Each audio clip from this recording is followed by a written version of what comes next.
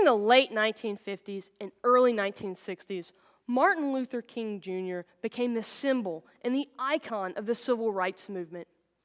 He led the movement through nonviolent civil rights protest, trying to work through the nation's court systems by suing, saying that certain segregation laws were a violation of the 14th Amendment. But many Black Americans were really discouraged by this process because it took a very long time. The court system works extremely slow, and so the process seemed like they weren't achieving anything. So a group of 4 young Black college students decided to take matters into their own hands. They did this by sitting down at an all-white lunch counter in Greensboro, North Carolina. What they did is they walked in, they ordered coffee and donuts, but they were refused service. Once they were refused service, their reaction was to just stay there, and they sat there. As they continued to sit at the lunch counter, the other white diners in this restaurant in Woolworth's lunch counter decided to get violent with them. They poured ketchup on their heads. They threw food at them.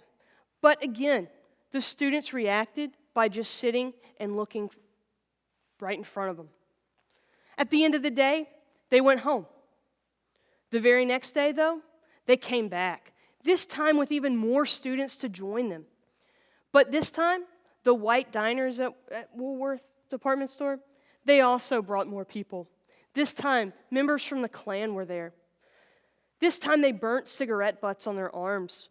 They continued to throw food in their face. They continued to be really violent. Again, at the end of the day, the students went home. They remained peaceful the entire time, only to come back the next day. Gradually, news media caught wind of what was going on. Cameras started to film the reaction of the Black students of being violently attacked, but still remaining focused and just looking ahead. The protest spreads out through about 100 other southern cities. And instead of trying to give the Black students what they wanted, the ability just to eat their lunch at a lunch counter, Woolworth's drugstore just decided they were going to shut down, and so they did. Over time, however, their actions proved successful because eventually the lunch counter was desegregated, and they were able to eat their lunch there.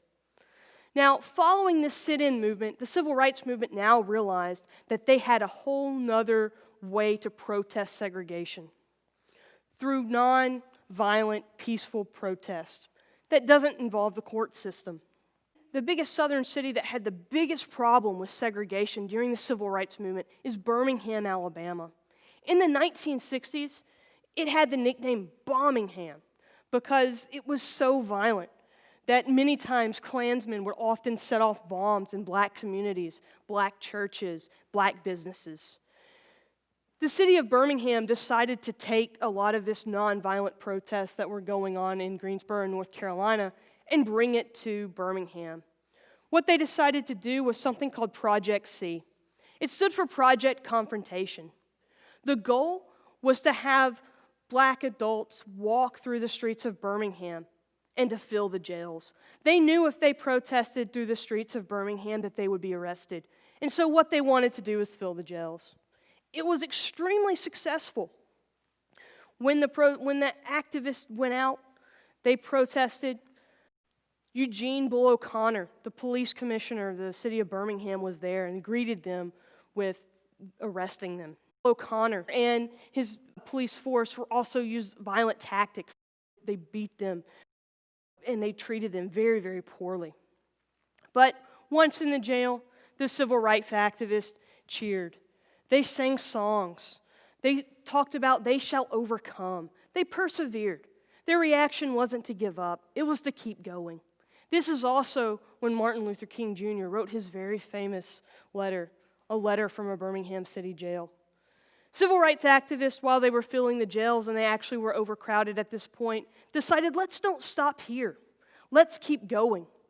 But because they had already used up all of the adults, they decided to include children, elementary school kids, middle school kids, high school age kids, and put them in the streets and let them also take part in the movement. During this process, they used a church in the center of Birmingham. It was a black church called 16th Street Baptist Church. This became their headquarters. This is where they organized everything. They trained the children. They taught them nonviolent tactics, how to handle and how to respond when violence is being done towards you. They also met and left from 16th Street Baptist Church before they went into the streets of Birmingham. Before the students were even able to leave the church and get off the property good, Bull Connor was there. He knew what they were up to. And so this time, instead of just arresting the children, some of them only 8 years old, he met them with fire hoses and with dogs. His reaction again was one of violence. He couldn't stand the fact that even though after he had arrested all of their parents and had shown what happens when you try to harm segregation in the city of Birmingham, he wanted to make his point even more clear. So he reacted with violence. The children, again, remained peaceful as they were being viciously attacked by dogs and fire hoses. Additionally, they were also thrown into jail. Some 600 children were eventually arrested. Shortly after the Children's Crusade, the civil rights movement gained even more momentum when the famous March on Washington happened. Here, Martin Luther King Jr. gave his famous "I Have a Dream" speech. It seemed to be the high watermark of the civil rights movement, one of perseverance and one of endurance. Let's keep going. Let's fight to end segregation. Just 18 days, though, after delivering the "I Have a Dream" speech, that 16th Street Baptist Church, where the Children's Crusade was organized and launched, was viciously attacked. It was a Sunday morning. It was a special Sunday morning where where children were supposed to be the leaders of the church service. That morning, 4 little girls were killed in this attack. Many others were wounded, including the siblings of those who lost their life. It was a vicious attack. But you see, this wasn't the only attack that happened to black churches. Within the previous week, there had been 4 other bombings at black businesses, other black churches in the area of Birmingham. And that night, after the bombing, this time, members of that church, especially youth, finally could not be peaceful anymore. Some of them took to the streets. They threw rocks, they threw bricks, and they turned to violence.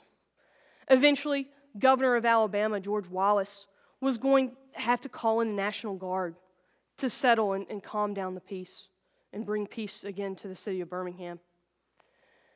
But you see, the 16th Street Baptist Church bombing played a significant role in the civil rights movement because the 16th Street Baptist Church bombing helped lead to the Civil Rights Act of 1964. It also helped to change the hearts and minds, especially of middle-class women living in the city of Birmingham. Many white women were at churches just down a couple of blocks away from 16th Street Baptist Church. They heard the attack. They listened to it with fear.